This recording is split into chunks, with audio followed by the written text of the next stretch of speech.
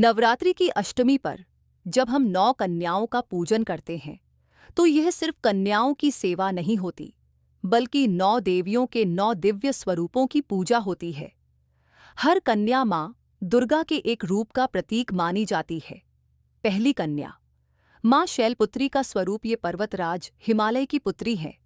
इन्हें पूजने से भक्त को स्थिरता, शक्ति और सुख शांति प्राप्त होती है। दूसरी कन्या माँ ब्रह्मचारिणी का स्वरूप, सच्चे तप और साधना की देवी। इनकी पूजा से मनुष्य को संयम और जीवन में सफलता मिलती है। तीसरी कन्या माँ चंद्रघंटा का स्वरूप। इनके माथे पर अर्धचंद्र है। ये साहस और शांति का वरदान देती है और भय दूर करती है। चौथी कन्या माँ कूष्मांडा का स्वरूप, विश्व की सृष्टि की जननी। इनकी कृपा से जीवन में नई ऊर्जा और स्वास्थ्य मिलता है।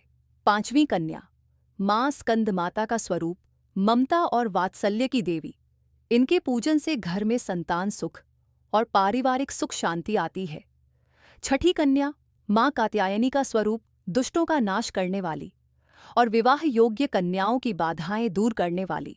सातवीं कन्या माँ कालरात्रि का स्वरूप। ये अंधकार का नाश करती हैं। पूजन से शत्रु, डर और नकारात्मक शक्तियां दूर होती हैं। आठवीं कन्या माँ महागौरी का स्वरूप, निर्मलता और सौंदर्य की देवी। इनकी पूजा से घर परिवार में शांति और समृद्धि आती है। नौवीं कन्या माँ सिद्धिदात्री का स्वरूप, सिद्धियां और सफलता देने वाली देवी। जीवन में हर कार्य सफल होता है।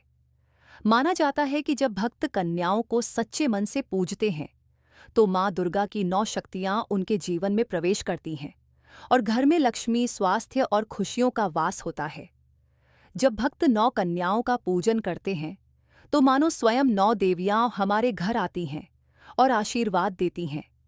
इस अष्टमी पर कन्या पूजन करिए और माँ दुर्गा के 9 स्वरूपों का दिव्य आशीर्वाद पाइए।